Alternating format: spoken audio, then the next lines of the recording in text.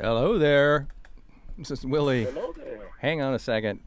Hang on. We got things to do here. Hang on 1 second. All right. Oh, there it is.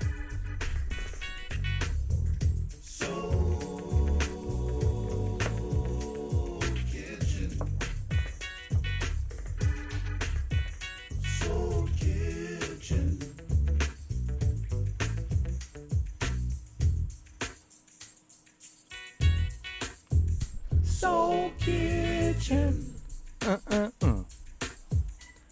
Yeah, this is Willie with Soul Kitchen, and this is KKCR, Hanalei, KAQA Kilauea, and thank you so much, Taj, for Transformational Tea. Great show again. And once again, KKCR Hanalei, KAQA Kilauea, and Soul Kitchen is made possible by KKCR sustaining members in partnership with, who do we have today? Kauai Marine and Mower, Bill Fernandez, Hawaiian author, and Mokihana Pest Control. So I'll let them speak for themselves. Kauai Marine and Mower, located in Old Kapa'a Town, is proud to underwrite this KKCR program. Kauai Marine and Mower features Honda garden and lawn equipment and also Echo Power Equipment. 823-0556. Announcing Kauai author Bill Fernandez's new novel, Conquest. Our hero Kalani's peaceful settlement is tragically short-lived while Hawaii's unification wars rage on. Royal threats lead to historical battles at Waikiki and Nuuanu as Kalani seeks vengeance against mysterious, tattooed warriors. What more is our hero willing to risk? More information about Conquest at KauaiBillFernandez.com. Ha'aheo nui o Mokihana Pest Control e kāko'o aku I ka mālama ana I ka olela mākua hine a me nā mele o Hawaii. E o KKCR.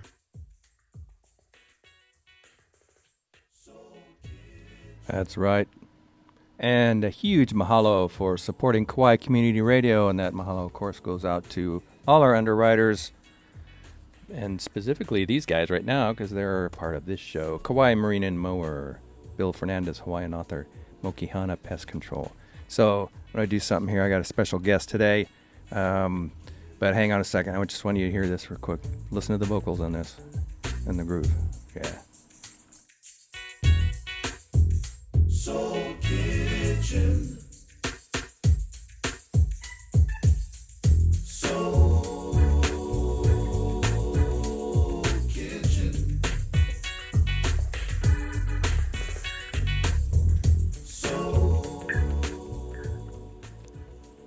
And on the phone, I have the vocalist who sang on that.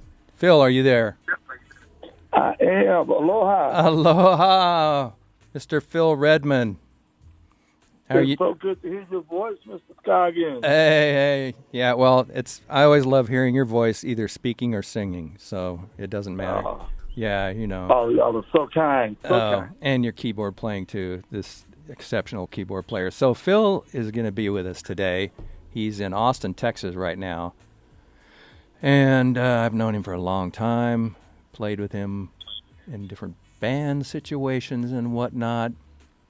He's helped me, got me in playing on a couple of CDs or whatever when he was producing some stuff. And, but he's got he's been in Austin for a long time, from Houston, right, originally?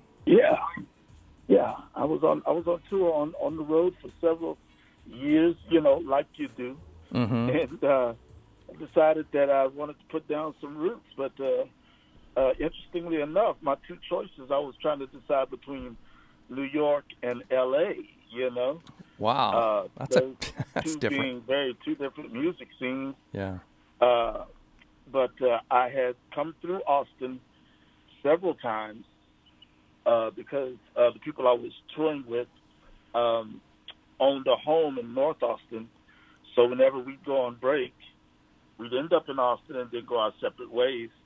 And a few of those times I decided to just kind of hang around 6th Street. And I just really enjoyed the vibe and then eventually got hooked. Yeah. So for the listeners who don't know Austin, never been there or don't know it very well, 6th Street was at the time, it went through many transitions, but it became like a music street, and they would close it off on the weekends, and all the students would go down. It was just a madhouse down there. But I think before that, there were, I think Antone's, didn't Clifford start the first kind of club down there on that street, or someone? There wasn't a lot of clubs going on. It was just kind of a, like, I don't want to say, it was kind of derelict-y, kind of. That's not even a word. But it was going. You're looking for a dive bar. It was undergoing transition. Let's put it that way. Yeah. As the new generation takes over and finds a cool spot to hang out at night, and they settled on 6th Street after I think Clifford. Yeah, I think he's Clifford Antone. And the big catalyst for that was that he was the first person, or one of the first people, to have live music, live bands play. It was mostly blues in the beginning, but to come down to 6th Street and to see an actual band play for relatively cheap, if not free. Yeah, right. Kind of was a concept that kind of took off. You know? Yeah. And when was that? Like, when was that? 'Cause it was in the 80s, wasn't it? I want to say, it was but maybe right at the beginning of the 80s, you know. Before that, I think you could catch the likes of Bonnie Raitt and some of the, Willie Nelson, of course, right, and some of the country acts. But those venues were kind of scattered throughout Central and South Austin, whereas 6th Street kind of became a live music mecca after, like you said, Clifford Antone started bringing in acts to that area. And then as more people opened new places, they were on the lookout for local talent. And so now local, lesser-known bands were able to play right next door to people like Bonnie Raitt and Stevie Ray Vaughan, and, both known and unknown. And that was kind of the beginning. So it really blossomed in the early 80s. And by the time I made it to Austin around 1986, 1987, it had become kind of Austin or Texas's version of Bourbon Street, where there were so many varieties of bands and styles that it was really attractive. And you could spend a whole evening on 6th Street and whatever. It was almost like a live radio. It was like having a live car radio, where if you wanted to hear reggae, you go to a certain place. If you want to hear R&B, you go to Catfish Station. If you wanted to hear just straight out rock blues, you go to Steamboat. And it was really the heyday between the mid to late 80s. Yeah. I didn't get there till 94, so it was right. It was still going on, but slowly becoming too expensive for a lot of the funky little clubs like Black Cat Lounge, and just the real funky clubs that were just like blues bands, and but there were so many bands playing every night, and then weekends were nuts, of course. Yeah. During the year, when school was in session, it was crazy. Yeah, it got really wild there. Yeah. You had your highlight holidays like Halloween and New Year's Eve. Oh yeah. I remember that. It was pretty scary at that point. I'm going to interrupt right here and just say, for my sake, that anything that I say is my opinion only. It does not represent the station here, KKCR.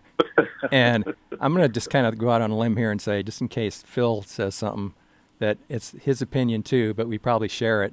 But anyway, it's not the station's opinion or the management. Yeah, that's my disclaimer, just in case. In case I say something. And add another disclaimer that I just recently turned 55 years old. No. So some of my recollections may be a bit. hey, man, I hear you on that. So maybe a bit colored, but they're my memories, and I recollect them fondly. Right, and they're real to you. So it's real. Right. Yeah, they're real to you. So I'll try to be as factual as Yeah, possible. it doesn't mean they're factual, right? But they're real. You believe them wholeheartedly. Exactly. Same with me. It's like, I know I did that. No, you actually didn't. No, man, I swear I did. Yeah. Yeah. But go right ahead. No. Yeah, well, I want to get into some music here because, Yeah. let's see. Oh, gosh, you've sung on a bunch of stuff, and you'll have to give me some pointers here, so I can hack through our CD collection and whatnot here. But also, not to take anything away from you, but your father was a pretty well-known singer as well, right, Roy? Oh, my dad. Your dad. Yeah, he Roy Redmond, 1964, burst onto the music scene as a discovered by Mr. Ray Charles, the late great Ray Charles himself.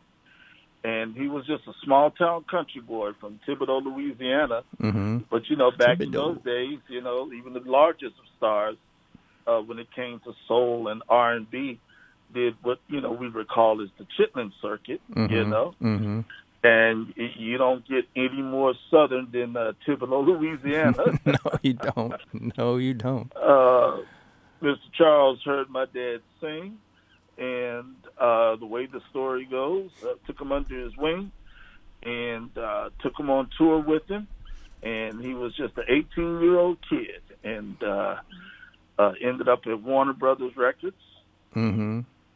And was one of those stories like the movie Eddie and the Cruisers, started to work on an album, and then the label went bankrupt. Oh. And he was never heard from again on the national stage. But he'd been singing his whole life, singing my entire life. And we were able to, through the miracle of the internet, mm-hmm. be able to uncover some of those lost recordings. Well, guess what? I think you sent me some. So here's the deal. I want to play one of these, and I want you to give me, what do you out of these? So I have 4 of them, right? I've got 4 of them. Let me look here. Where are they? Oh, nope, that's not that. It's right here. Okay, so I'll say the title, and you say anyway. Ain't That Terrible? Good Day, Sunshine. A Change Is Gonna Come. Oh yeah, and that old time feeling. Yeah. So what do you want to start with here?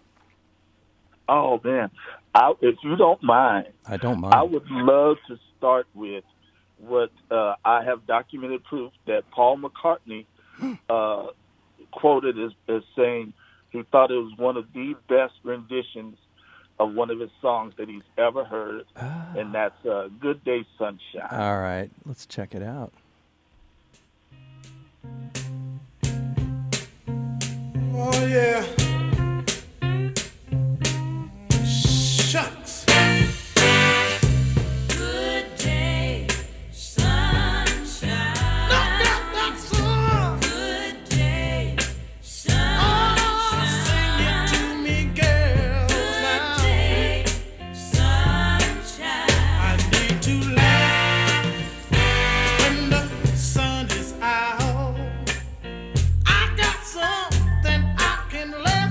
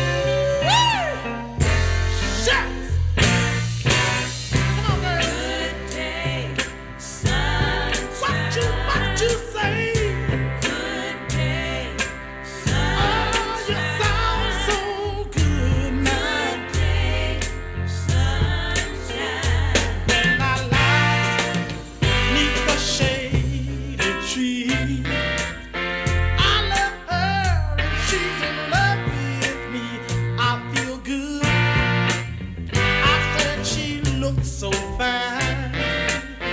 I'm so happy that new love is mine.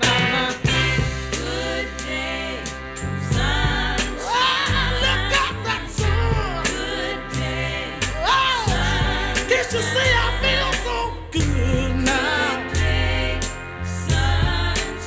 Oh, it's gonna be a one of them beautiful days. Come on, woman, like the sunshine on your love. Oh, I got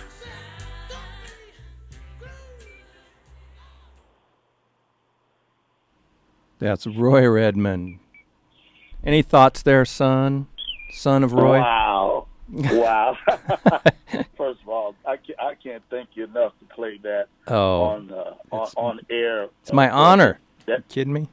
You may have the distinction of being the first on-air personality to play my dad on air in a long time. Wow. Well, the internet is wonderful, but to hear it being played and hearing the respect and adulation from someone like yourself, it just does my heart wonderful. So many wonderful things I could tell you about that song. First off, what I'm proud to announce is that the young lady singing background was the world famous Raylettes. wow. Yes, sir. The Raylettes were singing background on that. Of course, it was arranged by a wonderful arranger that did Uncle Ray's arrangements as well. I can't remember his name at the moment, but it'll come back to me. And then the last interesting thing I'd like to say about it is that that was about 1964, 1965, the year I was born. And I got the chance to perform with my dad for much of the late 80s and early 90s. And I can tell you that he sounded exactly the same then. 20, 30 years later, and his voice was still that powerful and hadn't lost a step. You know? Not to disparage anybody else, but, a lot of artists, a lot of us, period. As we get older, our voices change, and we have to change the key of a song, to accomplish it. Everybody does. That's all right. But my dad, same songs, same key, let's go. Drummer counted off. Yeah, I'd heard about him. I don't know if I even knew you then, but Mike Roeder, bass player that I played with in Austin, great bass player. Great bass player. He played with your dad, didn't he? Yes, he did. And so he told me about Roy. I went, Roy Redmond.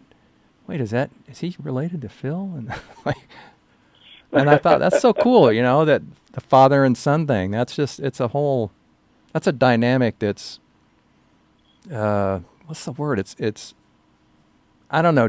Let me ask you. It's a personal thing. You can answer or not answer it. Did you feel under any that you had to be better than him or anything like that, being the son of someone who people knew of? And because I never got that impression from you. But go ahead. No, I never felt the pressure of that. I never felt the pressure of any kind of competition.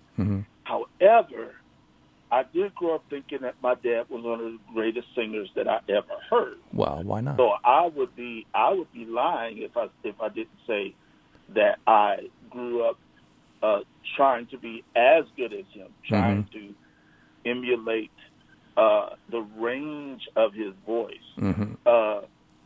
which when you're a little bit more classically trained like myself, the side effect of that is that you realize quickly what the difference is and how you're never going to be that person. But you know what? My dad, I don't think he would want that. He would say, Phil, you got to be your own man. I think he said that to me often. Yeah, I would guess. Right. Why not?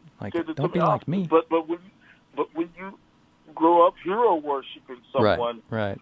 who lives in the same house as you, Mm-hmm. that's kind of tough not to Yeah. make that comparison, you know. But he had such a pure high tenor, as you know, Mhm. guys just heard.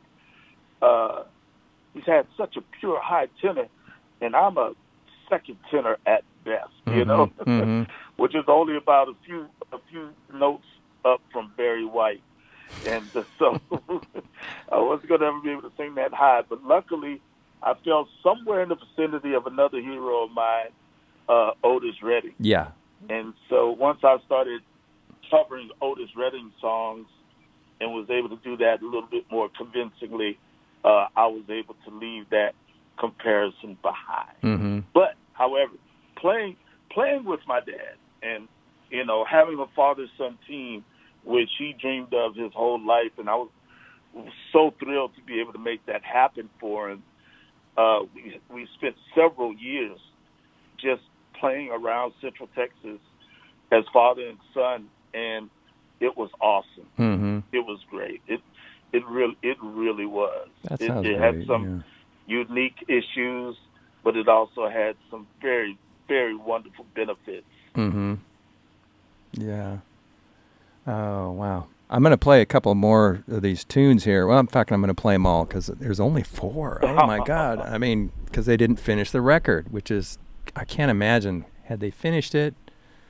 So is it your understanding that they only cut 4, or they cut more and just didn't, like they were just not good enough to put together as a song? Or I'm going to make a confession, which I heard out of my own dad's lips, but hopefully he won't get mad at me when he hears me repeat this. But that was around 1965, right. Uncle Willie. Yeah. And my Beatles. dad is currently 75 years old. So I believe him when he says he doesn't remember. Yeah. Oh, yeah. He doesn't remember if they cut the whole album, Mm-hmm. or if the album got scrapped when the label went under. Oh, yeah. Now, remember, this is an offshoot of Warner Brothers called Loma Records, Loma. not Warner Brothers themselves. Yeah. But Loma Records, Loma.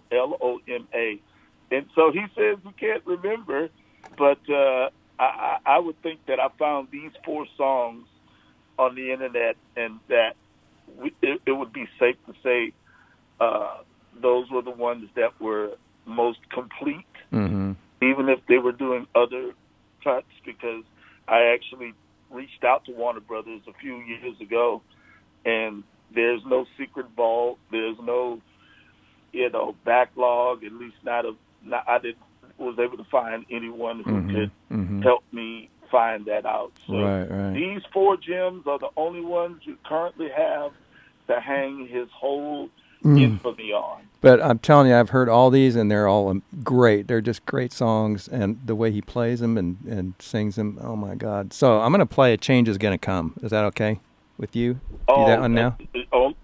Only if you don't mind hearing a grown man cry. All right, well, that makes 2 of us. Here we go. A Change Is Gonna Come. This is Roy Redmond. I was born by the river in a little tent, just like the river I've been running ever since. It's been a long time coming, but I know the change gon' come. Oh yes, it is. It's been too hard living, and I'm afraid to die. I don't know what's up there beyond the sky. It's been a long time coming, but I know the change gon' come. Oh yes, it is. Can I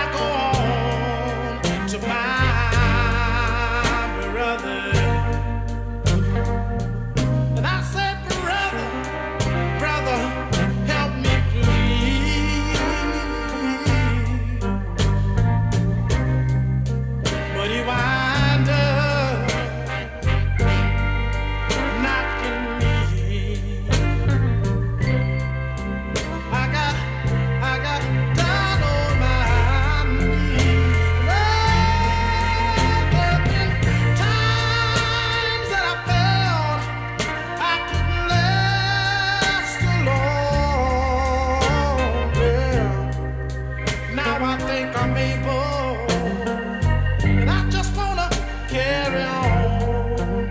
It's been a long, I mean a long time coming, but I know the change gon' come. Oh yes it is. I wonder can I go on to my brother, and I say brother, won't you help me please?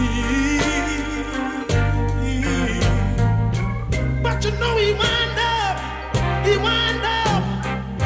knocking for me, and I got down on my knees. There been times that I felt I couldn't last alone, and now I think of maybe, and I just wanna carry on, 'cause it's been a long time coming, and I know the change gon' come. Oh yes, it is.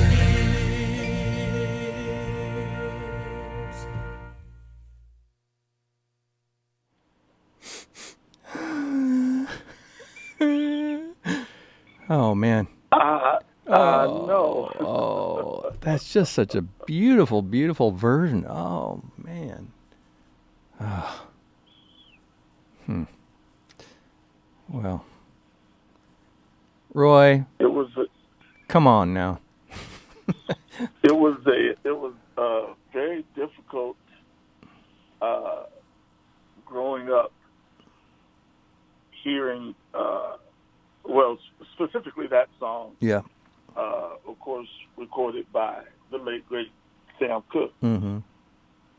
But it was really difficult to even form the words to say, I'm not sure which version I love better. Yeah. No, they're both sung with such emotion and soul. I mean, come on. That you don't compare them. You just say they're both incredible, And I know he wasn't sitting there doing a lot of Pro Tools punch-ins and anything like that. He was singing probably one or two takes, maybe. Who knows? I'm just guessing because that's what in the 60s, that's kind of what everyone did. There was no easy editing to do back then. You had the performance had to be there, and you picked the one that sounded the best, and that's the one they picked, which Right. leads me to how many they did. But I'm guessing they probably didn't do very many, one or two, maybe three takes at them. I would guess, only because studio time was so expensive, and record companies weren't going to be putting out money to have an artist sit there all day going over one song 40 times. They did. Right. Some did that had the budgets, but I'm just guessing that your dad didn't have that kind of budget to just spend all you day. would think that someone knew that they were, trying to bring into the world, public world view. They would have a minuscule budget, but Right. just in the later years, me performing with my dad, the perfection with which he approached singing live, I can only imagine was the same work ethic that he had in the studio. Yeah, And yeah. I would be proud to say maybe achieved it in one or two takes. Yeah, I would. It's got to be. I mean, that's again, the technology just really wasn't there to do tons of edits on, especially like when you're mixing it. Like they didn't. First of all, they didn't have in 65. They might have had. Did they have an 8-track even by then? I know Beatles did like 4-track. No, it's probably just a 4-track. So like you didn't have all these tracks with him doing multiple takes on it, so you could slide in a fader of that lyric, on that sentence or whatever, and create a composite track. So anyway, we don't know. but I'm guessing it didn't happen. That's the real deal right there.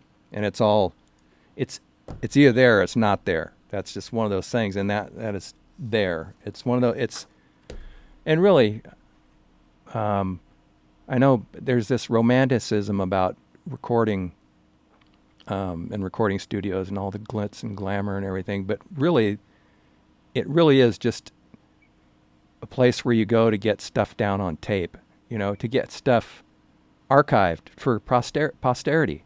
So, Yeah. you go, if you don't get it that day, you got to go in and get it till you're satisfied that you have a good take or what, a good performance, because it's just documenting a performance. There's no magic to it other than you've either captured it or you haven't captured it. And if you don't capture it, that's what it sounds like. It just sounds like, I don't know about that song.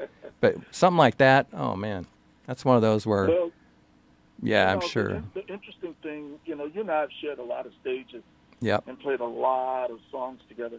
The interesting thing is that when you hear a recording like that, okay, so that's my dad's version of A Change Is Gonna Come. Right. And in this particular version, guitar is prominent, the guitar playing is prominent, right. And then you got the B3 organ, the B3, and then you got not only a horn section, right, but I'm assuming the tenor saxophone player got to doodle a little bit, behind it.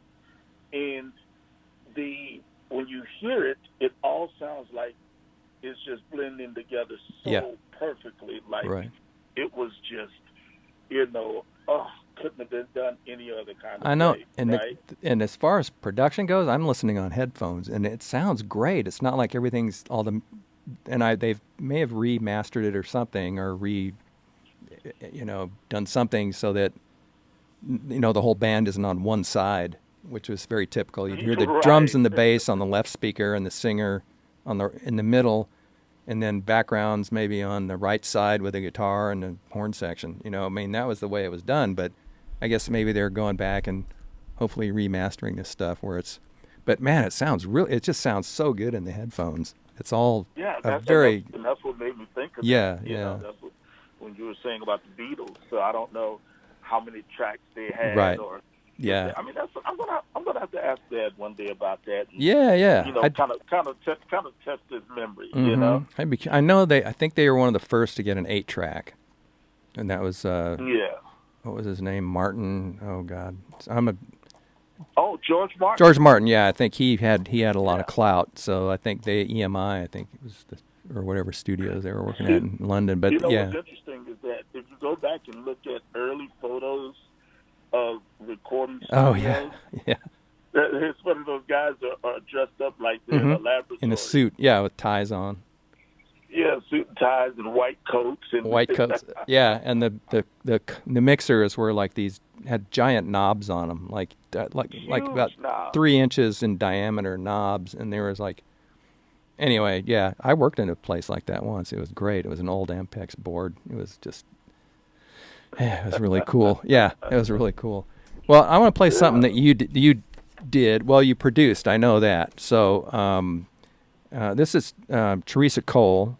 If you don't mind me playing this one, do you mind me? Teresa Cole. Yeah. See You Again. Do you want me to play that? No, I'd love for you to play that. You want me to play that? Wonderful. I think that may have been one of the. I think she may have been one of the first, if not the first, amongst the first artists I produced when I settled in Austin. Mm-hmm. Mm-hmm.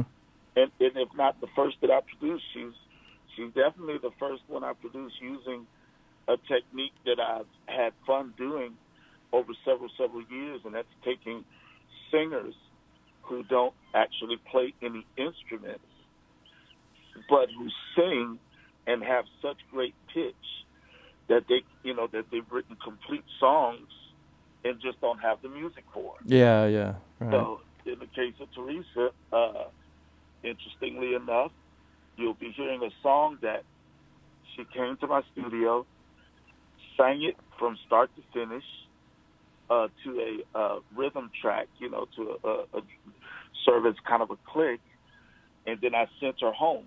And I said, okay, I'm going to write music around this And she said, okay, whatever you can do. Mm-hmm. So this was a result of someone singing with absolutely no music, and then me just kind of lovingly wrapping the music around it. Mm-hmm.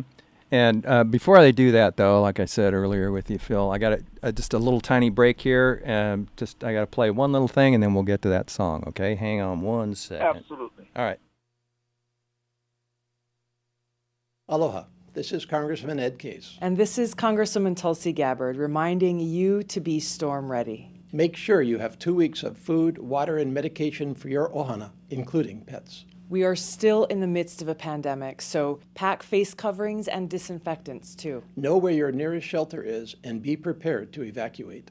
Things can change quickly in a disaster, so sign up for alerts and stay tuned for the latest information. For more tips, visit ready.gov/hurricanes. Malama pono. All right, now I'm going to play this tune that Phil produced. It's called See You Again.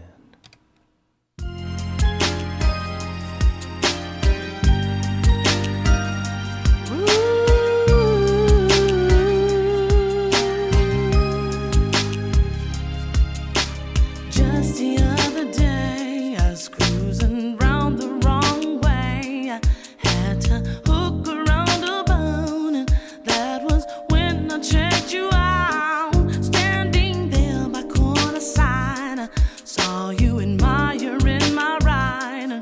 Till you caught a glimpse of me, flashed your smile so sexily. I hope that I'd see you again. Maybe without all your friends, and then I put it to the floor, winking goodbye, wishing for more. And in my review I could see that you and me could be more than acquaintances. I sure hope to see you again. Sure hope to see you again. Sure hope to see you again. Sure love to see you, baby. Shopping at the mall, looking good and I'm feeling tall. Understood, little time to spare, trying to find something to wear. When I looked up at you, I see, asking, do you remember me? I answered, yeah, maybe so. You started putting down your flow, and after hours had gone by, you looked me straight in the eyes, and I could read it on your face. You're wants to slide into home base. Baby, won't you please believe that you don't scare me? You're what I've hoped and dreamed about, and in my mind there is no doubt. No, sure love to see you again. I sure love to see you again. Sure love to see you, baby. See you, baby. And who's to say what could happen next? Hold me responsible with no regrets. I just don't wanna see you, baby. See you, baby. And who's to say if it's right or wrong? Muse me enough to want to write this song. Just wanna see you, baby. See you, baby. I just wanna see you, baby. Sure enough, I'd love to please you, baby.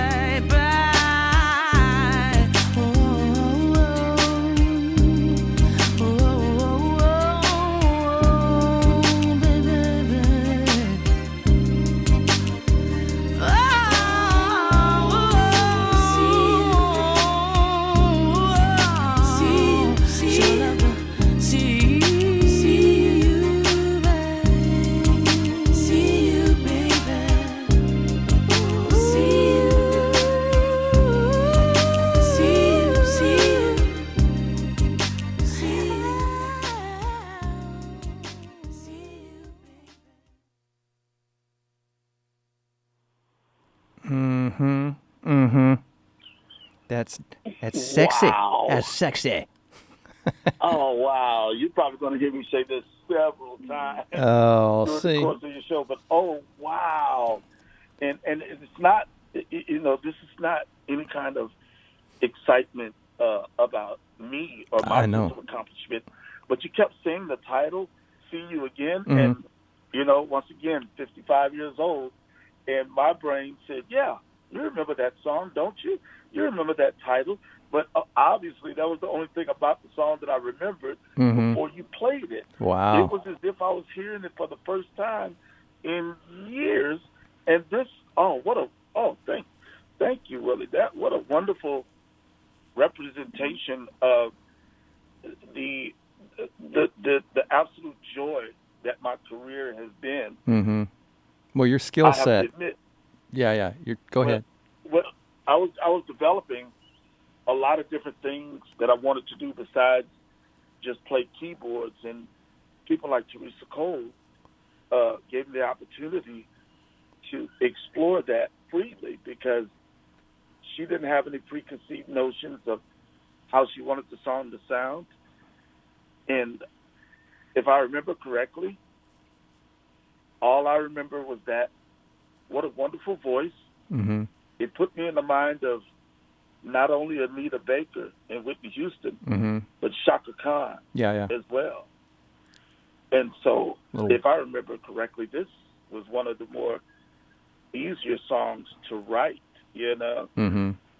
because her not only lyrical content, but melodic content was so distinct. Yeah, so I'm going out on a limb here that you did everything on that, right? Drum programming.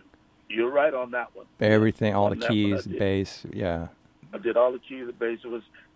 I had at that point, gained a full grasp of what you could do electronically. Mm-hmm. The sort of one-man band thing. Mm-hmm. Sequencing was coming into prominence. Drum sequencing was a thing that everyone was kind of dabbling in.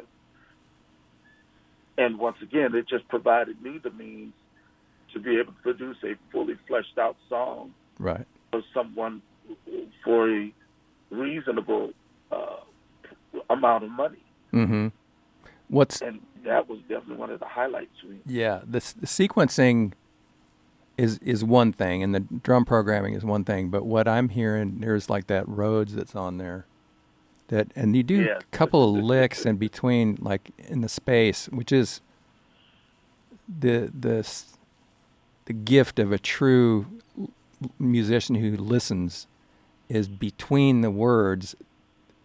You don't have to play super anything. You just, if you do the right thing in there, and there's like a couple of things you did in that. It was just a tiny little grace lick kind of thing you did on the Rose. It was like, oh man, that's Phil, and I know that's you because I was like, you're so good at the Rhodes thing, man.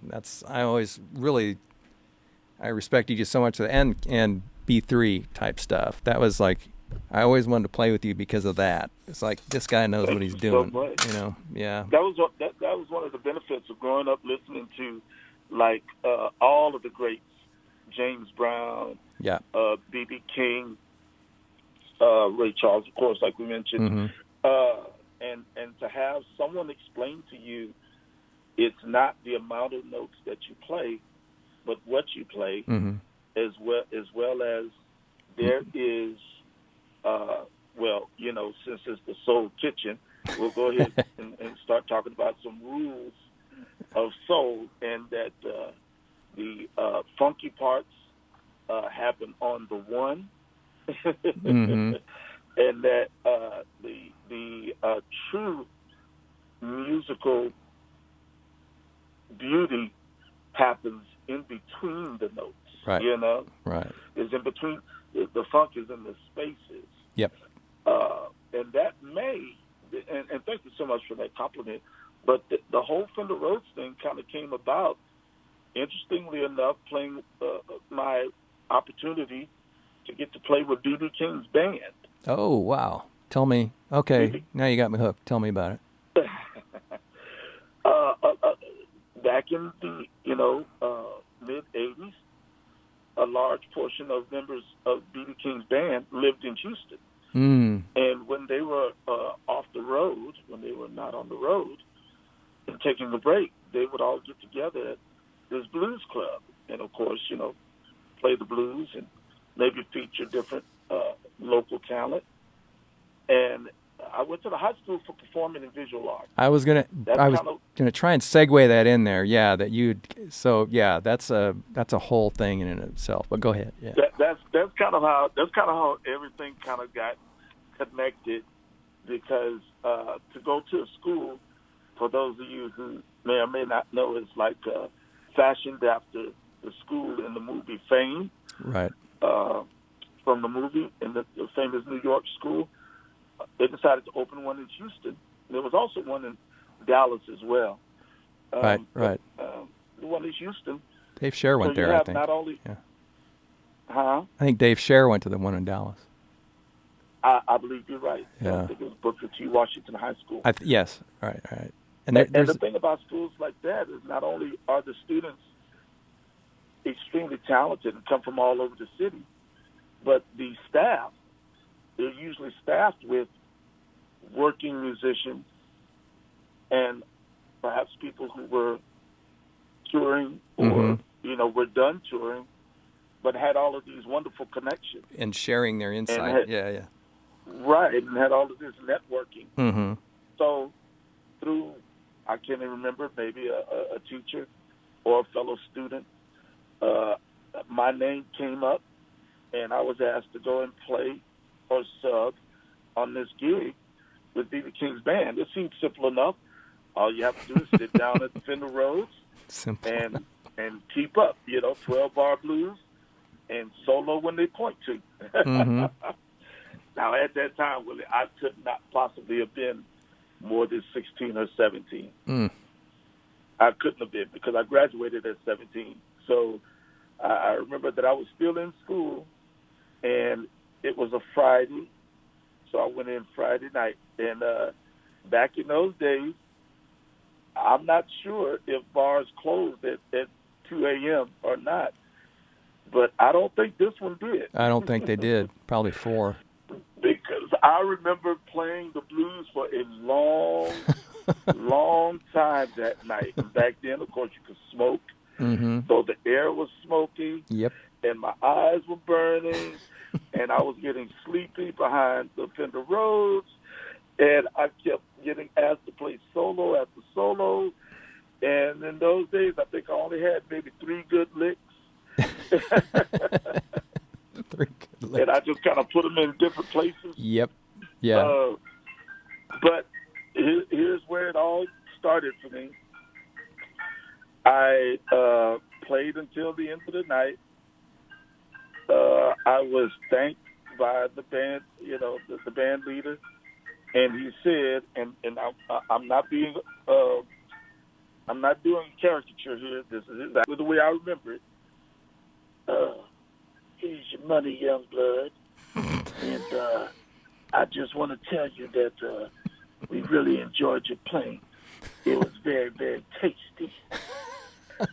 And I took that with me for the rest of my career. Oh, man, that's classic. Here, I thought I was just being overly simplistic and, a 16, 17-year-old kid kind of playing everything he's learned up until then. Well, and I was being just tasty, and I've loved it ever since. It's a phenomenon that happens in the brain, because when you listen to music, you're listening to it, and you can hear, like, someone can hear you play and go, yeah, that's tasty. Yet in your mind, what's coming out is, I only got 3 good licks. Like, you're thinking about other things besides, is this tasty? In fact, you're probably not even thinking about tasty or not. You're just saying, I'm trying to get through this gig. So there's you're being preoccupied with other parts of your brain that is cutting off your listening sense. And so it's hard to be on the other side of it. That's just absolutely true. Yeah, it's a weird thing. And true. I've gotten to now that I'm kind of on the other side, listening to more music than I used to, way more than I used to. it's a whole new thing for me. It's like I've discovered, like, oh, Pandora's box, because I was always listening more with the ear of like, well, what's the guitar part? I have to learn the guitar part or whatever, in the song. And I couldn't really appreciate the song for what it was. It was more like, oh, I'll get to that later, kind of thing. But I missed that. I missed that, like that joy that you get when you hear a song for the first time and it affects you. Like listening to "A Change Is Gonna Come" by your dad. I have heard it one time, but oh man, like I don't know what the keyboard was thinking, if anything at all. I mean, thinking is not the right word, but it's obviously not what's going on that I'm hearing, because I'm totally virginal in my ear. I'm hearing it for the first time, and so I'm responding to the emotion of music, and that's the hard thing to do, and that's the hard thing to, again, like I say, I've said before, I don't know right now on the show, but there's millions of songs out there, but there's not millions of great songs out there. There's there's great songs, and everyone has a different list of what they like. But anyway, I digress. Let's get back to some more music. But yeah, I want to, I think I talked to you earlier today. The audience doesn't know that, but I spoke with you earlier about, I knew this was not going to be enough time to do a Phil Redmond show completely, because there's just so much I want to get into with you. But let's do, you want to hear another? Well, I'll be happy to come back on anytime. Oh, well, yeah. Call me anytime, You got to make sure you're not asleep or something in Austin, How about, you want to play, I'll see. How about Not Good Enough? You remember that one? And it looks like all the keys were played by you. But Phil Rackley, he looks like he produced, Brandon. No, Brandon produced it, Brandon Bishop. But you're all over it as far as keyboard players, and then we got Charles Reiser playing guitar. Charles, yeah. But I just received a call from Phil Rackley just a few days ago. Oh wow! With everything that's going on in the world, we won't get political, but of course, in the musician community, it's like one big family, and that's never been more true than what's going on today. So he called me and said, just wanted to know if I was doing okay. So that's interesting. And if it's not on this song, on this particular record, Phil Rackley is a wonderfully talented vocal arranger. Well, it is on this song. That's all the vocal arrangements are by Phil. So that's why I'm looking at this, and I just the vocal arrangements on this, just totally blew me away, because I only knew Phil as a multi-instrumentalist who played guitar and keys. And Brandon Bishop was a friend of ours who worked at Straight Music, the local music store. And I gave it to him. He had started to produce Teresa, and then, that's how it came about that, I ended up on the project. So this was one that he had started, so we decided to finish it, and I played all of the keys. But he told me Phil Rackley was doing the vocal arranging, and I thought that was kind of strange, because I personally had never heard Phil sing. Well, you're going to hear him now. Yeah, and this will be another one that I hadn't heard in a long time. Can't wait to hear it. So this is a tune called Not Good Enough. So Teresa wrote this one as well. Let's see if I can get this going here.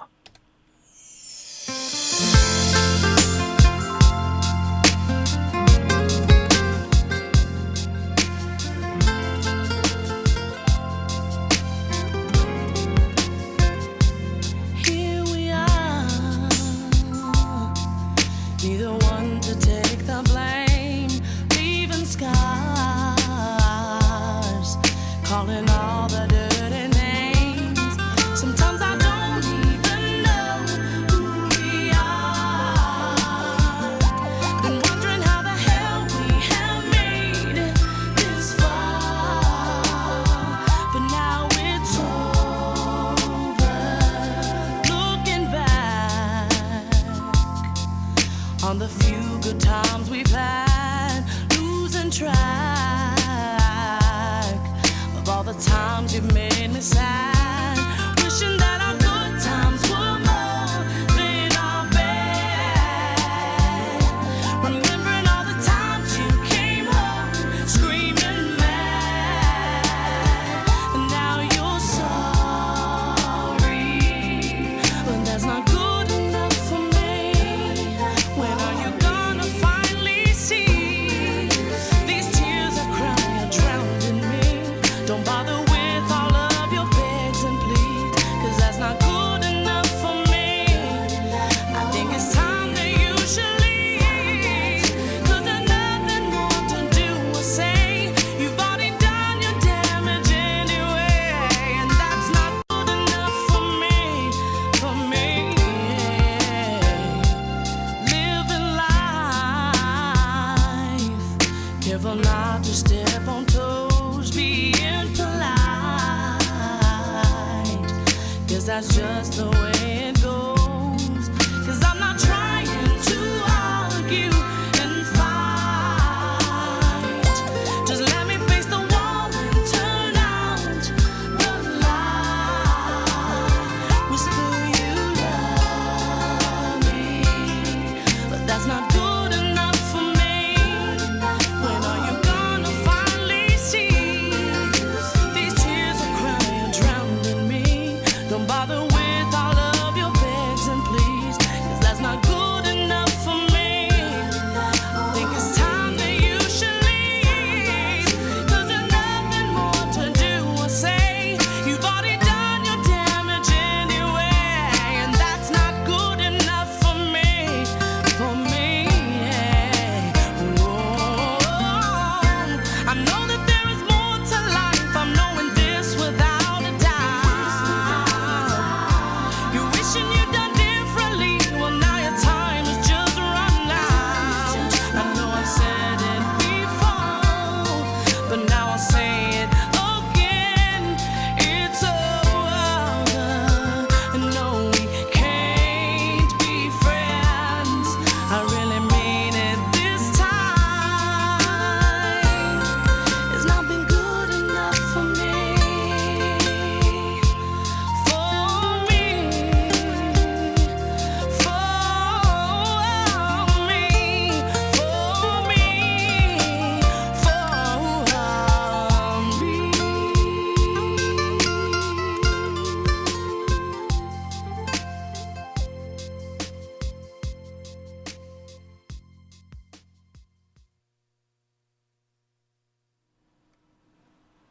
Yeah, you remember that? Yeah. Yeah. Oh, that's so Oh, my goodness. so cool, man. I love the arrangement. You know, I'll be honest with you. I can listen to that type of stuff all day long. Uh-huh. I mean, when I found out you were doing a show and it was called Soul Kitchen, I tuned into the show and I said to myself, you know, I could see myself listening to this show on a regular basis. Well, thank you, sir. And you know, it's kind of interesting in the same vein of how we're able to be on stage as musicians, but yet when we're the type of musicians that truly enjoy what we're doing, Mm-hmm. we also get to enjoy it as music lovers as well. Yeah. So I'm sitting up here listening to these songs that Lord only knows where you dug them up from. Yeah. Well, guess what? And I'm listening to them like I could see myself, even if I didn't know you, sitting in my comfy chair, listening to that kind of Quiet Storm jam. Yeah. You know, I like that. And Quiet I Storm kind of jam. tickle. I kind of laugh at myself. It has all of the Quiet Storm tropes in it. Mm-hmm. You know, the Philly soul strings, Mm-hmm. even though they were done by synthesizers, the kind of whistling synth line, but Charles's acoustic playing on that, Mm-hmm. and Phil Rackley's vocal arranging. Oh my gosh, that was one of the great ones from that record. Yeah, that's a team effort that just sounds great. Yeah, great job. Yeah, definitely. And so I've been, if I hadn't done it before, I'd like to take another second to thank you for asking me on. Oh, come the on. Soul Kitchen. I've been meaning for a long time. This I thought, has been a blast. I can't believe that hey, whole hour has gone by. I know. That's what I said. There's not enough time here for a complete Phil Redmond show. So, and speaking of, it is 2:00, right on the top of the hour. And I hate to do this, Phil. You're going to have to sit through some little announcements because it's 2:00. And That's quite all right. yeah, well, we're right here at KKCR Honolulu, and KAQA Kilauea, and Soul Kitchen is made possible by KKCR sustaining members in partnership with, you're going to like this, Phil, Tiki Tacos, A. Feinberg Gallery, and Hawaii. They do Oceanic and Tribal Art Gallery. All right, so hang on a second. I'll let them speak for themselves. Tiki Tacos, homemade Mexican food with a Hawaiian heart, featuring local ingredients and handmade organic corn tortillas. Tiki Tacos wishes all of Kauai safety, wellness, and healthy nourishment. For takeouts in Kapa'a, call 823-TACO. For takeouts at Tiki Tacos' new Waimea location, call 320-8999. Tiki Tacos. Respect the taco. A. Feinberg Galleries, showcasing the world-class, award-winning fine art photography of Aaron Feinberg. Now open daily in the Hanalei Dolphin Center and the shops at Kukui'ula Po'ipu. A. Feinberg Galleries proudly support Kauai Community Radio by underwriting this program, 634-5804, or expandingvisualreality.com. Maruru, Meitaki, and mahalo to Hawaiki Oceanic and Tribal Arts for supporting KKCR, showcasing curated fine art, hand-carved tikis, jewelry, books, and gifts from the South Pacific and beyond. Behind the old schoolhouse in the Hanalei Shopping Center for 14 years. Full collection and gallery hours at hawaiikiart.com or call 808-826-7606. And again, mahalo for supporting Kauai Community Radio. That's Tiki Tacos, A. Feinberg Gallery, and Hawaii Oceanic and Tribal Art Gallery. Right in Hanalei, North Shore, on the beautiful island of Kauai. Yes, so with me right now, if you're just joining us, is a dear friend of mine. I have to say that, Phil. I just have to say it. And compadre, colleague, musical genius, Mr. Phil Redmond. You there, sir? Oh, stop. You had me at compadre. You had me at Phil. But I tell you, it was completely and utterly unfair to play that Tiki Tacos commercial. Oh, I know. They make good tacos. I'm thousands of miles away from I know. And here in Texas, if we don't know anything else, we know tacos. You do. And boy, that sounded delicious. Yeah, well, I'll tell you, it's a different taco here. It's they do a fish taco that's, it's different. It's well, it sounds very appetizing. Delicious. Yeah, the tacos here are really good. You're gonna have to come and visit you. Yeah, that was what I was gonna say, was you got to come over here and sample the fine cuisine of Kauai. There's all kinds of stuff here. There's well, I won't get into it just because I'd have to pay them or something. They have to pay me. No. All the cool places to eat here. But island people during this whole pandemic thing, go out and support the local businesses. We're having a hard time here. Absolutely. And all over the world. It's not just here, but because Kauai depends so much on tourism, and we don't really have any tourists right now, that many. Mm-hmm. There are a lot of businesses that do. Be safe. Wear a mask. Well, that's true. You got to wear a mask. Come on, how hard is that? It's not a political statement. It's not a statement. Just wear the mask and get your taco and go eat it in your car or whatever. I mean, you can still get together with people. You just, be nice to people. That's all. Be nice. That's a whole. Well, I know we could talk about that forever. I do want to say one thing, because the world has gone through some major crisis in the past 6 months, and I interviewed a gentleman a couple of weeks ago with a friend of mine, Larry Nager, who's also here on island. He's a great journalist, and he's written books. He's also a great bass player, bluegrass bass player, stand-up bass player.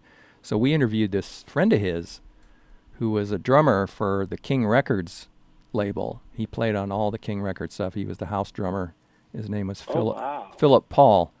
And he basically invented the beat for the twist. Is it twist? Yeah, the one, the Chubby Checker. Anyway, and a couple other songs. Like he was kind of instrumental in. Kind of goes boom, tap, tap, tap. Yeah. Boom, tap, tap, boom, tap. Yeah. What's interesting is he played on country stuff. He played on all the R&B stuff because that's what he was known for, is the R&B stuff. But he also played on country stuff. But I asked him the same thing because I'm not black. That's you can't tell. You can't tell by looking at me. No. But anyway, so I asked him. I said, "So what was it like working at King Records?" And it was a very integrated record company. So there were white people there. There were Japanese people working. It was like a one-shop deal. Like you went in, they had a studio, and then they had a cutting room, and then they could press the records in the same place. So it was really a one-stop place.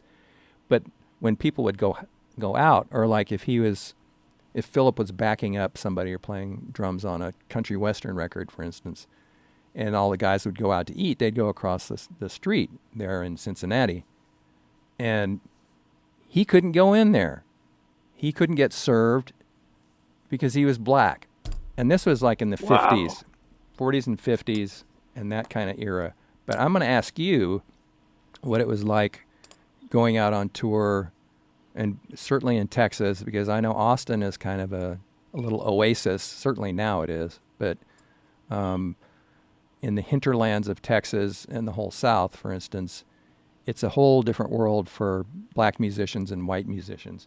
But I asked him about it, and he mentioned, well, yeah, we couldn't stay in the hotels. We had to stay in these special hotels that were just for the black musicians. And but anyway, if you want to shed any kind of light on that and how much it's improved so drastically since then, I don't know. I just know. Oh, absolutely. Yeah. Absolutely. The interesting part about that, and trust us, ladies and gentlemen, this was not scripted or planned. No, but he didn't know all I of was going to that ask touring him. that I talked about, all of that touring that I talked about doing before I landed in Austin, I was in a Southern rock band, believe it or not. A little outfit known as Toby Bo. Toby Bo. Who had a few hits on RCA Records. Mm-hmm. And I joined them, so I was the only black person in the band. But what was interesting was everywhere we went, because it was Southern rock, there were few to no black people in the audience. Mm-hmm. But you would think, not only being the only black person in the band, but a lot of times the only black person in the whole venue would have been strange, but it wasn't for me, As you were saying, in Texas, and especially in the Southwest of the United States, people are people, and music is music. And over the years, as I've thought about it, I think more so the universal language and the universal love of music is probably what protected me and shielded me from what could have been potentially ugly situations. You spoke the language. A lot of years. Yeah, you spoke the language. You could relate in the language of music and the tunes you were playing. Absolutely, and I'm on stage with a band playing songs that everybody in the room wants to hear. So right. Of course, when I came off the stage, I was just like everyone else. Yeah. I was that guy up on stage, playing. And so that protected me for a lot of years. So even though this was in the late 80s, which we were only just a few years, removed from the civil rights movement, I think as time went along, as relations became so much better by the time I landed in Austin and was playing in more predominantly black groups, playing more and more predominantly black-influenced music. The fact now that I was living and playing in a college town. Mm-hmm. And the capital. Yeah, just kind of became yet another protective device. It is kind of a cocoon. Yeah, it is. Yeah. Yeah. I love Austin, of course. I love Austin, but it is a unique place because it's really not like the rest of the state. I mean, so that's interesting. Parts of it are. That, parts of it are. But, but as so as time moves along, you realize, you know what? I really don't need to be anywhere else. Mm-hmm. I really don't need to go anywhere else. As far as where I want to live and put down roots. Right. So that made traveling, as I began to go back out and travel more and tour more, having lived through that I guess we can call it a transitional stage of conditions in this country. Now, in my world, is pretty much non-existent. Yeah. As far as any kind of racial tension. Right. With regards to me. Right. Yeah. Because I do remember as a kid, and I'm much older than you are, sir. 55, you're just a baby. So I do remember when in Texas, the separate drinking fountains and the separate movie theater seating and all. And I do remember that, and that's not what I was asking you. Like, hey, do you remember that kind of stuff? It's more just like the language of music that everybody loves, and yet someone could still look at your color and think bad things about you. Like it's really like you can't get past that. That's it just blows my mind. Again, these are my opinions, not the station's. But I've just well, I didn't want to paint a completely great picture. Not naive, Right. No, I know. Completely naive picture. They're little I was incidents. kind of trying to be positive. Sure. In this day and age of, very polarizing opinions. Mm-hmm. But I will admit, yes, I've had several racial incursions. I like that. One Good. very strange occurrence of just walking down 6th Street as a civilian. Now, you're walking outside on the sidewalk, so nobody knows that you're a musician. Right.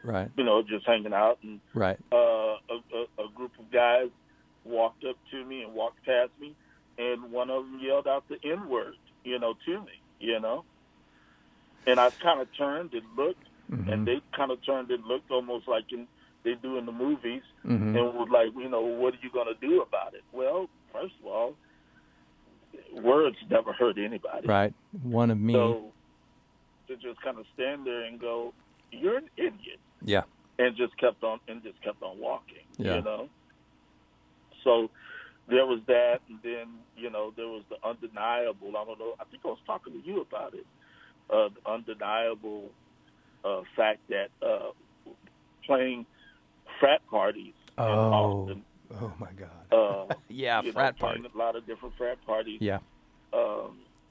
One particular frat, thankfully I can't remember who it was, definitely had a decor that reflected a most decided attitude towards people of different race, mm-hmm. shall we say. Right. And so that kind of encounter just kind of reminded me at that time that everything isn't all peaches and cream everywhere. Right. And I've said this, and I said, I've said this my whole life pretty much, but certainly I became way more aware of it, is that you're not born racist, or you're not born with these kind of things where you're either trying to impress your friends with how, nasty you can be to somebody, but you're not born that way. You learn that from somebody. You either pick it up because you want to be part of the cool guys, and that's kind of how they run, or your parents are like that, or whatever. You know, it's not something you're born with. You're like a little puppy dog. You know, you don't know what's going on, and so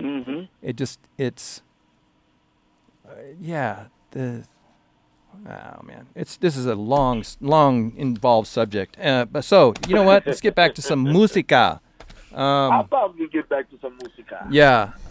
You know what I'd like to do, because I'm really proud of this, that you called me up one day and said, "Hey, Willie, come over and play on this song." And I said, "I'm there." And it's another Teresa Cole tune. I played it last week only because I wanted to play it, and just because it's a cool tune. But I was really honored that you called me on this, and you're playing on it too. So I feel like I'm playing with you, even though you weren't at the time. You already had the track done, and I just did the guitar part. But anyway, this is called "Feeling It Too." All right. Well, that's the great thing about, you know, being the producer, the head honcho. You can kind of listen to a track and go, "Oh, you know who would sound great on this track?" Well, you call Willie Scoggins. Yeah, see if he'd like to play on it. I know what happened. I was the last call. Everyone else was busy. That's what happened. No, sir. No, sir. I know you like to believe that. No, I don't. I've always said I was so honored when you called me, because you could have picked anybody. I'm serious. And so, and when I listened, I hadn't listened to it in years. I just dug it out the other day, and I went, yeah, Phil was right. You know, that it does work really well together. So here we go. Well, go ahead. If I remember correctly, if you don't mind me interrupting, if I remember correctly, there was a certain kind of guitar style that I wanted to have played on it, and it was kind of this chinka thing that you find in a lot of Motown, a lot of R&B and soul. And at that time, I believe you and I were playing together. Yeah, I had been playing together live on stage. And one of the things that always blew me away about your playing was how comfortable you seemed to be with that kind of old school Motown chinka part. And you guys are going to hear what I'm talking about. Yeah, well, that's because I'm old. That's why. So I didn't learn all the new stuff. That was those other guys in Austin. I was like the guy that did all the, like, hey, you want the old stuff? Call Willie. All right, so this is Feeling It Too. This is produced by Mr. Phil Redmond, my special guest today, and he's playing keyboards on it and graciously asked me to play a couple little tinky parts on the guitar. So here you go.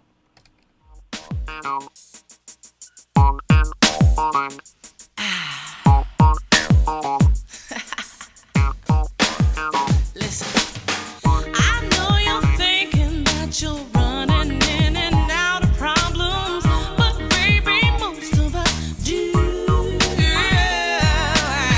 I know you're thinking that you're trying to stay out of trouble, but baby, it follows you. Oh yeah, I know what you think.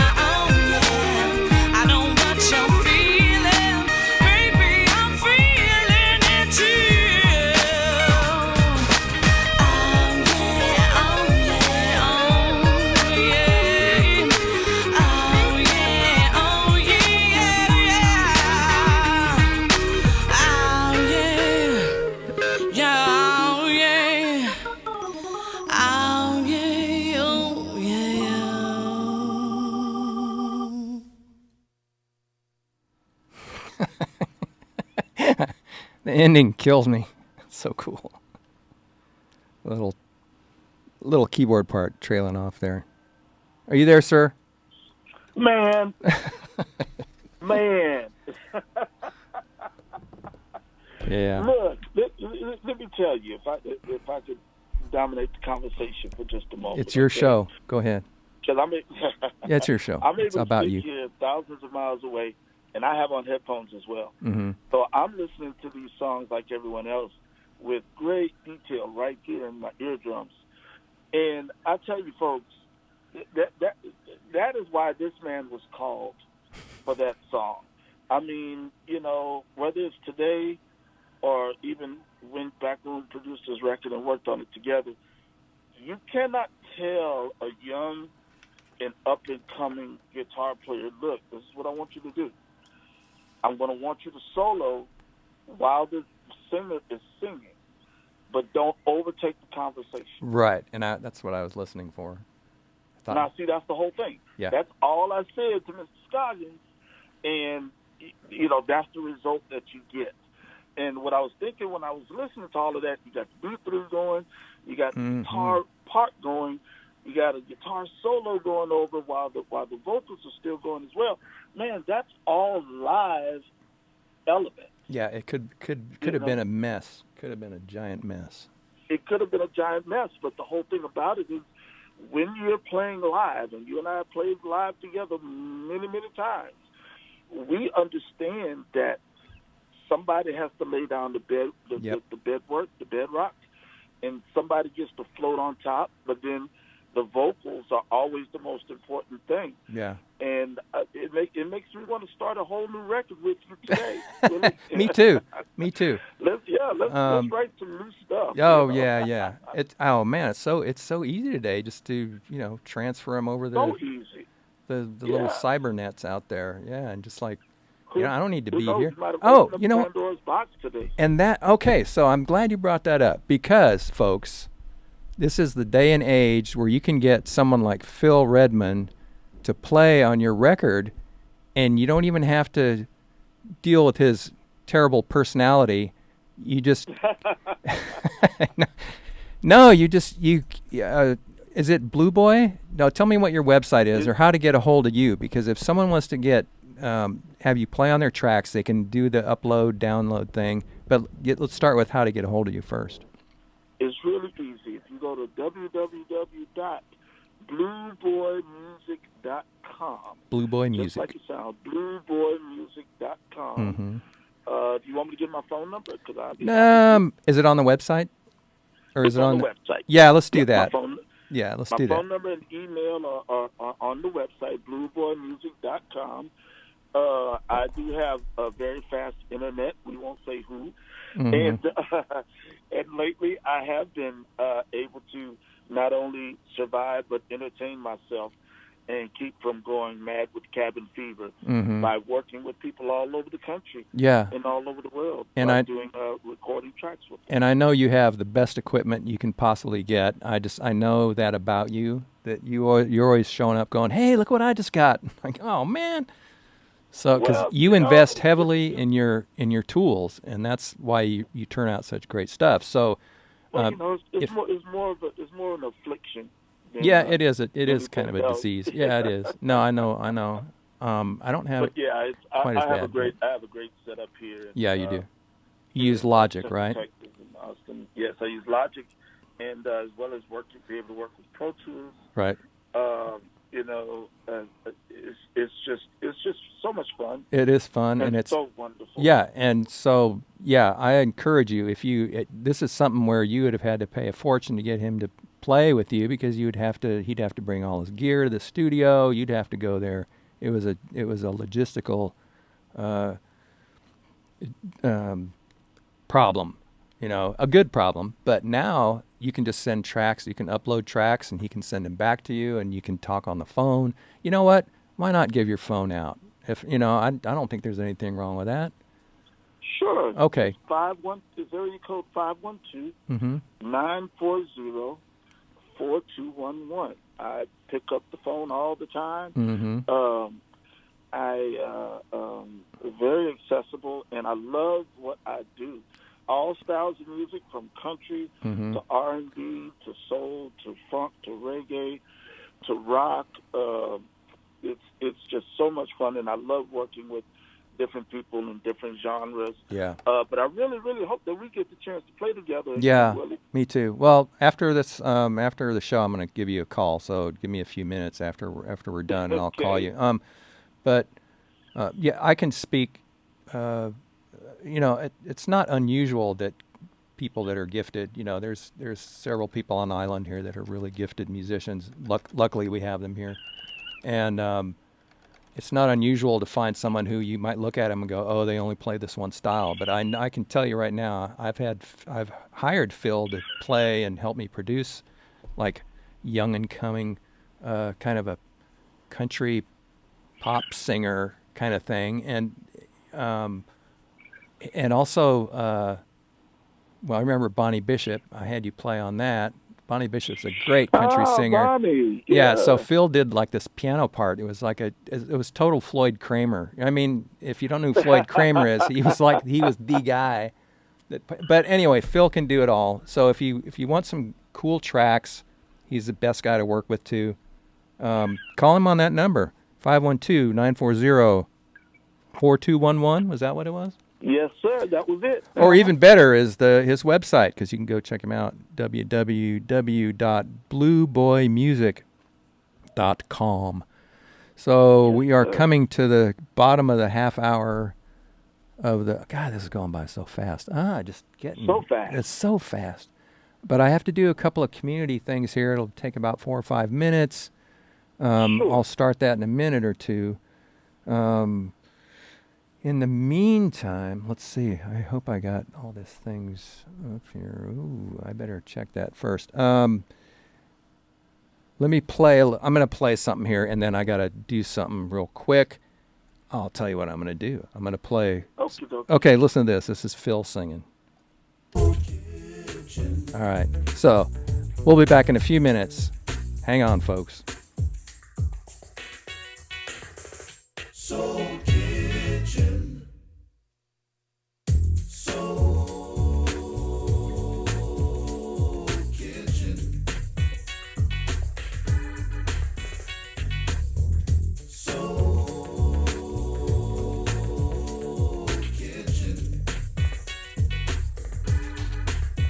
Soul Kitchen.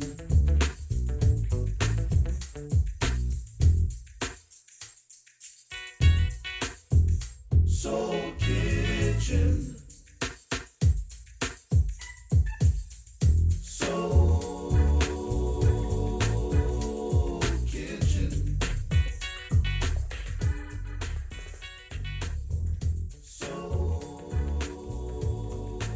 Soul Kitchen. Soul Kitchen.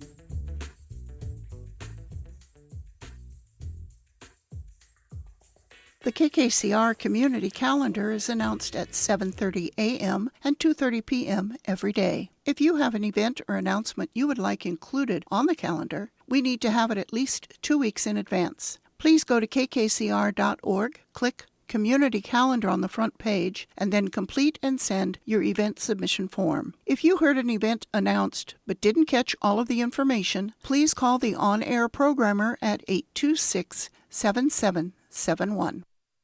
2020 candidate voices are available on kkcr.org. Kauai Community Radio's website has a 2020 candidate voices page, which includes both archive recordings of Kauai candidate interviews on KKCR programs and Kauai candidate forums, which you can listen to at any time. Your vote matters. Make informed choices. Visit kkcr.org.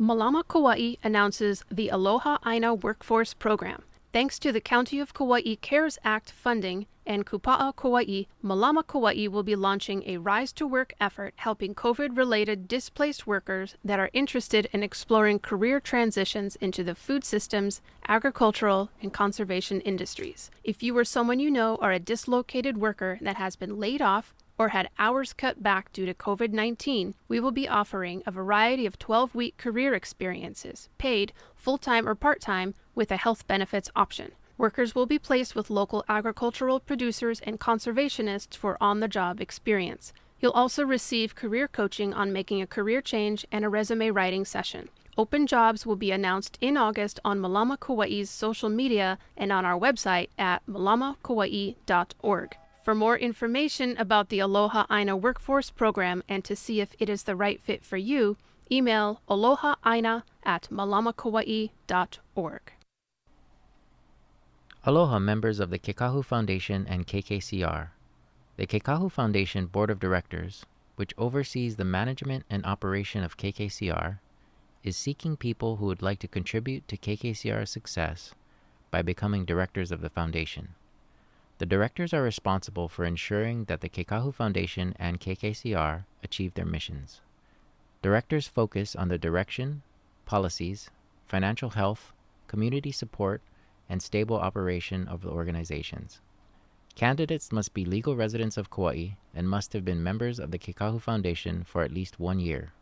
For more information on the details of applying and on what is expected of directors, please see the director's application on the Kekahu Foundation page of the kkcr.org website.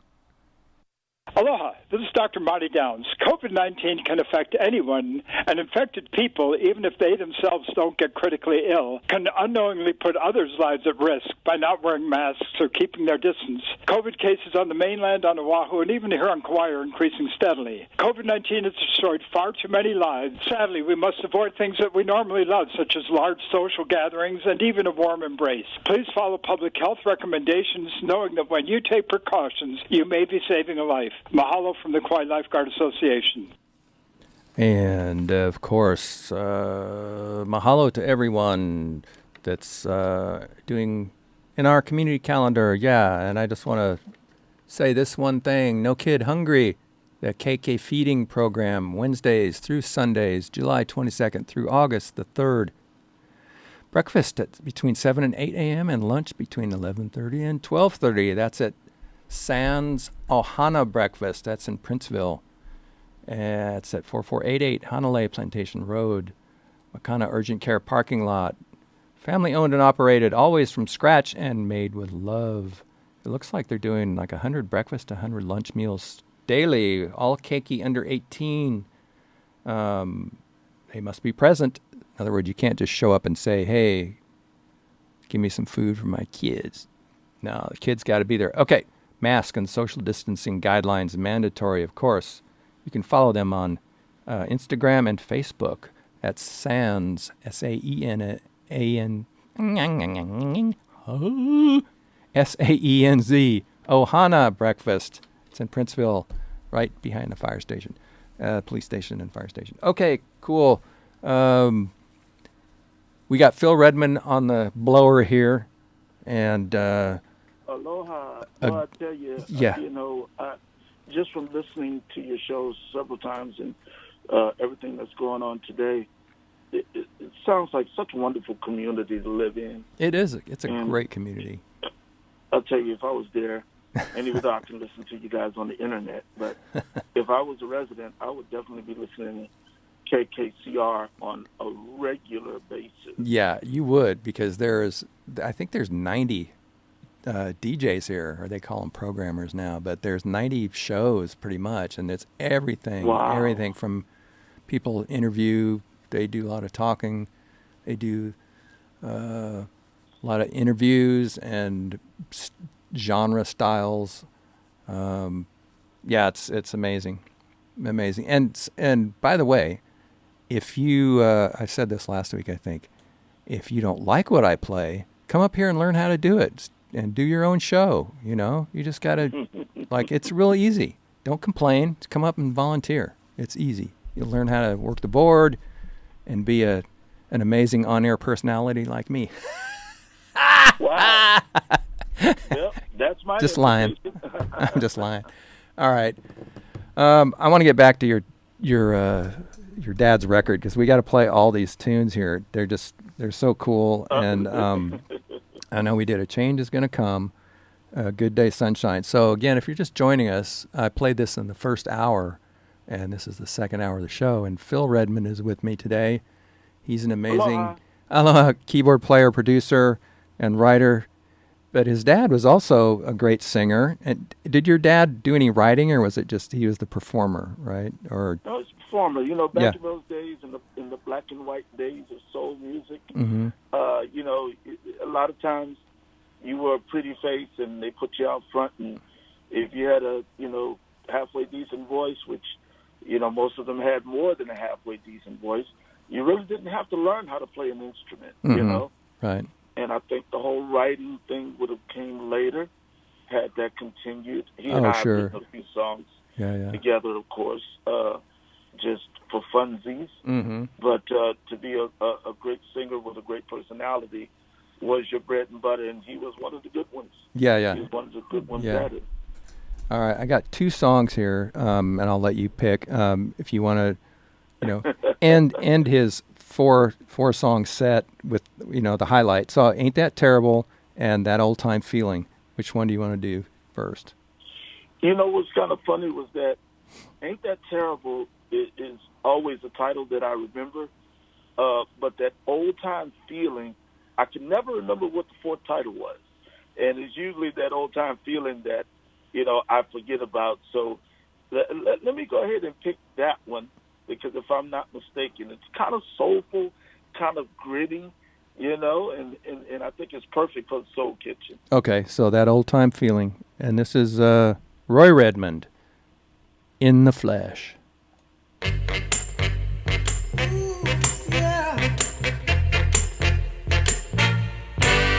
Let's let bygones be bygones, 'cause this loneliness has gone on much too long. Listen, girl, when you're away, it drives me mad. I can't smile, I'm feeling so sad. So come on back and make me glad, because I need woman, can't you see that I need that old time feeling? Lord, I need that old time feeling. I got to have that feeling, that feeling make me feel so fine now. Yes, it do. Now I need that feeling, that feeling that's gonna make my head go feeling. I need that feeling, that feeling gonna mess up my mind. Alright. Don't try to tell me that it's too late. No, baby, 'cause listen now, 'cause if we take our time while we can get straight, can't you see, girl, there's no doubt about it. I can't live without it, and that's why I'll stand up and shout it. I need, oh, woman, I need that old time feeling. I need that old time feeling, girl. I said that feeling make me feel so fine now. Yes, indeed. Now I need that old time feeling that's gonna make my head go feeling. I said that feeling gonna mess up my mind now. Alright, oh yeah. Sock it to me, baby.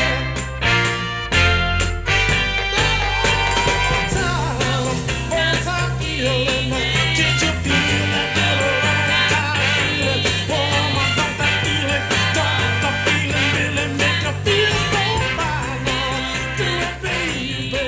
Do you need that old time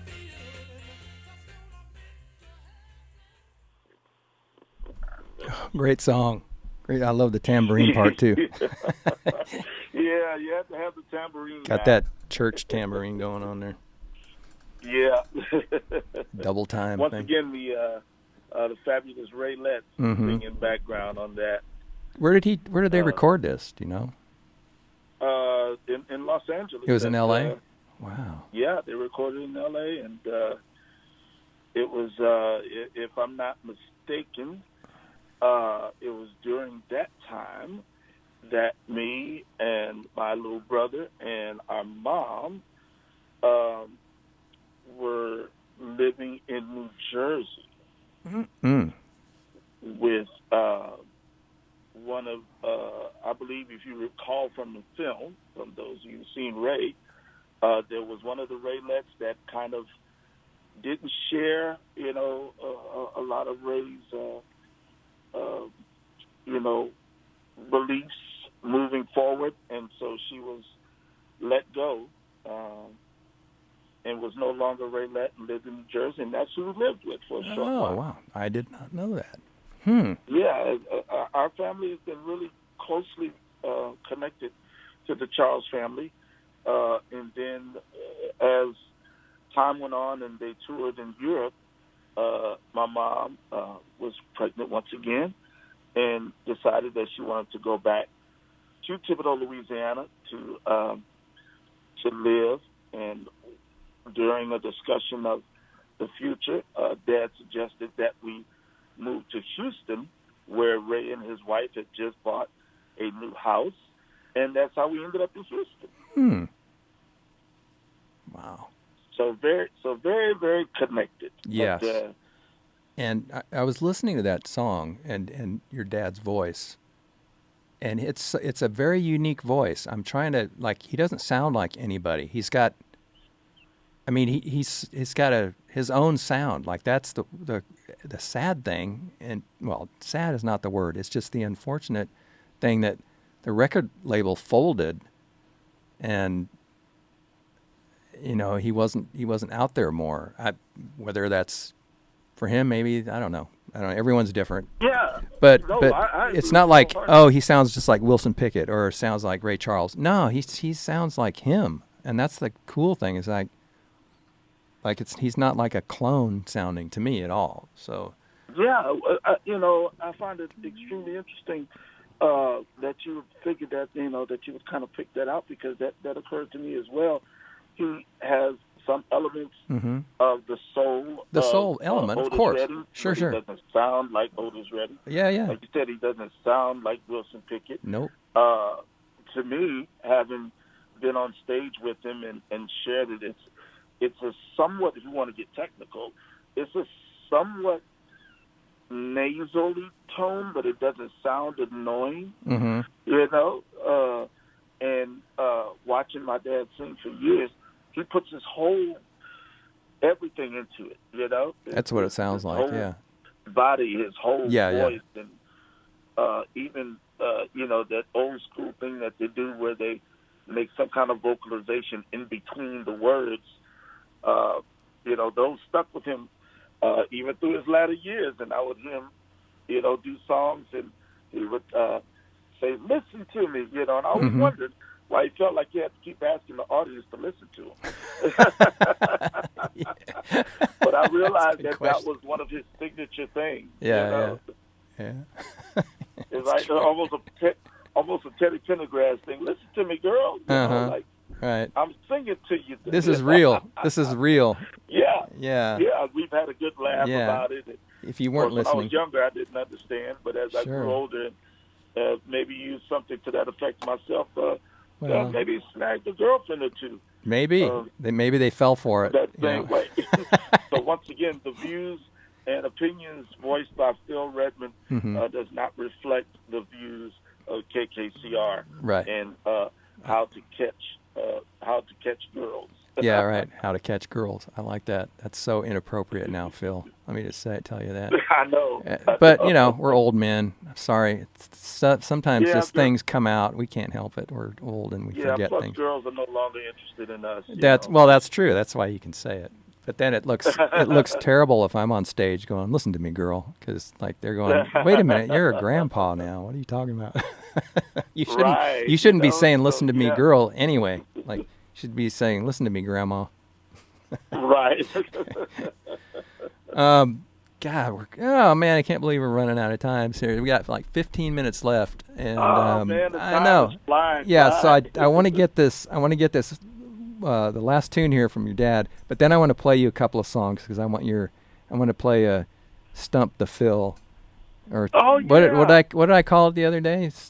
Something. Yeah, Stump Phil. Stump yeah. Phil. The S. I'll try Stump Phil. I know. Stump Uncle Phil. So the SUP. Yeah, All right. Stump So, Uncle Phil. Yeah. but let's do. We're gonna do this last tune by Roy Redmond, and so if you look for this, you can find it on the internet, probably on YouTube, but also I think a lot of the streaming services are carrying like the best of Loma records. Yeah, they are. You can. Yeah.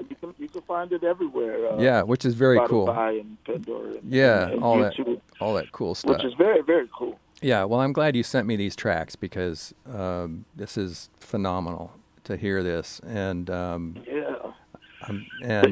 interesting thing about this last one you're going to play is that it actually spent a little time of notoriety in Great Britain. They have a thing there in Britain that they love soul music. The Northern Soul thing? The Northern Soul thing, yeah. Yep. Yeah, back in the late 60s. Yeah. The Northern Soul thing. And this song that you're about to play, because it's the last one in the queue, is very reminiscent of, what was that song called, Land of a Thousand Dances? Uh-huh. Where, the song kind of gives you instructions on what dances to do during the song. So I guess this was Loma Records and my dad's response to that. So there was a dance associated with this song featured in a British film. Oh, cool. Yeah. What was what was the name of the dance? Oh, I knew you were going to ask me that. Well, does he utter the words here in the song? No, I don't think so. Oh. I think this happened after the fact, But if you put in the title of the song, the film will come up as well. Okay. So, but it's one of those, and I think it's a really neat song, and another one of my personal favorites. All right. So this is Ain't That Terrible by Roy Redmond. Here we go.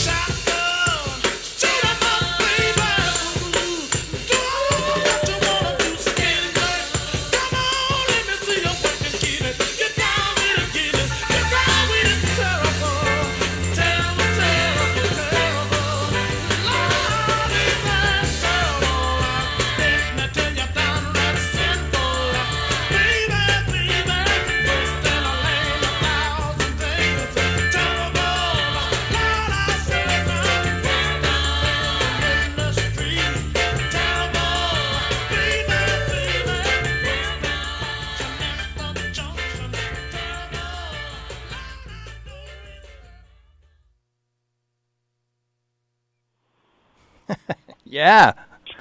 Wow, man, that one kind of got my blood pumping. Uh-huh. It's like I'm just thinking back then when that was being written, like they're all going, okay, we got to throw shingling in there. We got to throw boogaloo in there. You know, all the words of the day. All the dances of the day. Yeah. Hey, I would say, like, you might be a tiny bit late for that party, but, you know, go ahead, see what happens. So go ahead, write it. You know.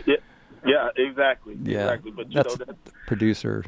Oh, we got to have it. You and I looking back, you know. Yeah, I know. Yeah, it's funny. Like now that I'm listening to all this music, you know, that I wasn't listening to because I didn't have time. Really, I mean, that sounds kind of weird. I did have time, but I was trying to learn stuff. But anyway, I'm listening. And let me tell you. When you mentioned that earlier, when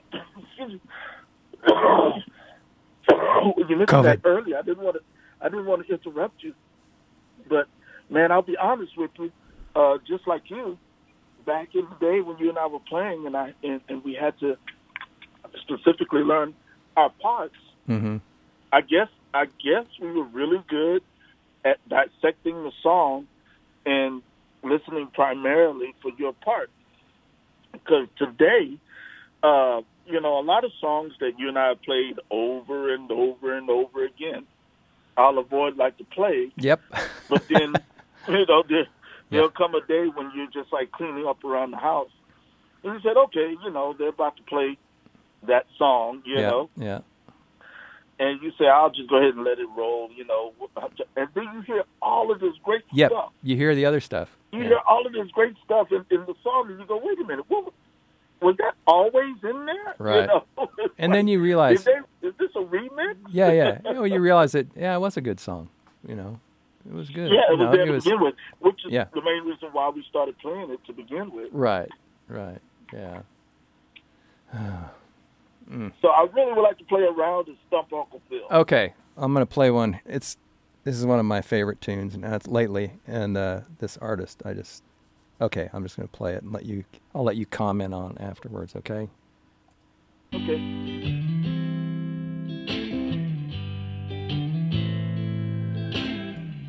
I'm not wearing a cape, these are just regular clothes. And I'm praying to God, come and listen this low. Smiling through the bad time, but it's all just for show. Saving my tears for when I'm alone. And I lose my shit every now and then. I break down big, then I start again. Never said I was superwoman. Never said it. Never ever said I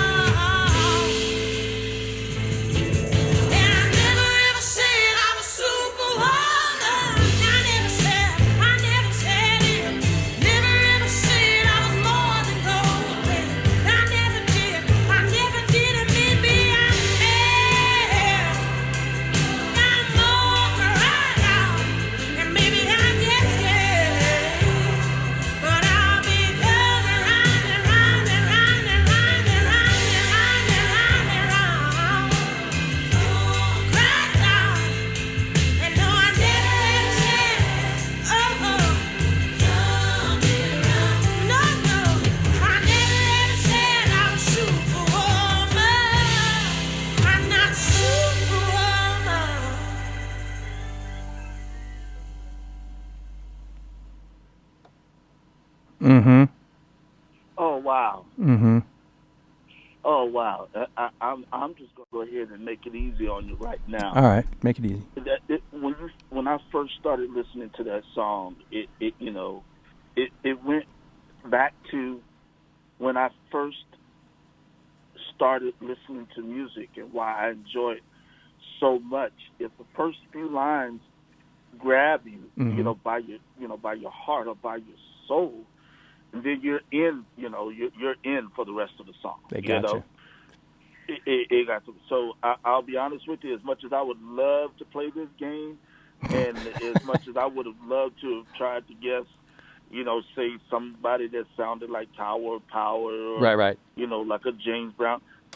There are times when an artist seems to be so wonderful that I'm not even going to disrespect her Mm-hmm. by making a wrong guess. Well, And I told you about her last week because I played a tune from her last week, and you said, "Who was that?"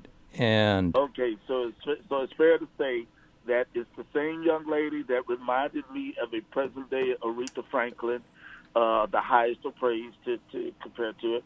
And would that be the lovely Miss Rebecca Ferguson? it would be the lovely Rebecca. Oh my goodness.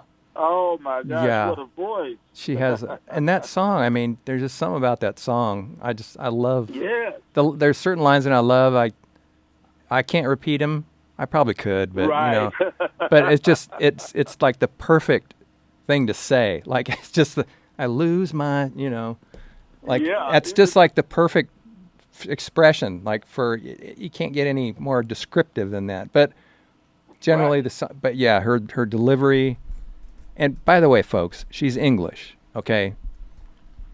You mean English as in Great Britain? As in Great Britain. Yeah, she was born in, where's she? Manchester, I think. Yeah, she won the British, what was that, the Britain's Got Talent or something like that. Or no, either she won it or came in second. Either way, it doesn't matter because it just made people hear how great she is. But that whole record is just awesome. And she co-wrote, I think, everything on it. So she's one of those writers as well. Wow. I'm about to go out and get it. Yeah. Well, I suggest that was wonderful. Yeah. I also suggest people to check out Mr. Roy Redmond on all the streaming services and any of the Loma Records stuff. It's really cool. And because we're coming up, oh man, I can't believe we got to turn the show over to some beautiful Hawaiian music, which is great. But I'm going to have to segue here in a couple of minutes. It's coming on 3 o'clock here at KKCR Honolulu, KAQA Kilauea. And I've had the great pleasure of having Mr. Phil Redmond with me today. And I have a feeling this is not over, sir. I have a feeling we're going to have to, I'm going to have to chat a little bit more with you. So well, I hope we'll not. figure that out. I enjoyed myself thoroughly. Yeah. Well, I did too. I know, it's great catching up with you and finding out stuff about you. I did not know that you lived in New Jersey for a while. Yes, sir. Well, I'd love to pick. I'd love globe to pick hopper. up where we left off anytime. Absolutely. So, oh, there you go. Someone's calling you. Maybe it's your dad. Yeah, somebody's calling. All right. Call him back in a moment. Also, if you want Phil to play on any tracks, it's really easy. Just go to his website, www.blueboymusic.com, and you can upload tracks to him. He's got the best equipment of anybody that I know, and he's great at recording, great at producing. He'll help you out even, like if you send him something, say, what do you think? What should I do with it? He does that whole thing too. He knows a lot of people that could play on it, and all that good stuff. So if you got music and you want an amazing musician to help you out, he's the man. You just got to pay him. That's all. You don't do it free. Not doing it for free. All right. Can't survive on free. Free. Free doesn't buy the food that we need.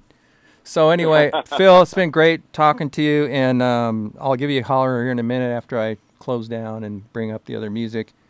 And it's been great, man. And I'm glad if anyone at all stuck with us for this whole thing that they enjoyed the show. I really enjoyed it. So again, It doesn't faze me if you enjoy it or not, because I enjoy it. And if you think you can do better, come on up here, volunteer. It's not even a better or a worse situation. I'm just saying, if you want something done your way, sometimes you just got to do it yourself. But I have a good time. I love doing this. It's kind of this weird late career thing I've been doing, is doing this thing. But anyway, all right, Phil, I'll talk to you in a little bit. In the meantime, ladies and gentlemen, thanks for listening, and aloha. This is KKCR Hanalei, KAQA Kilauea, and I think we got some music coming up here. All right. Aloha. Well, mahalo, and thank you all. Absolutely.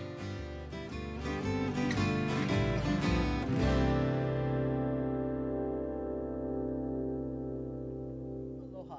Due to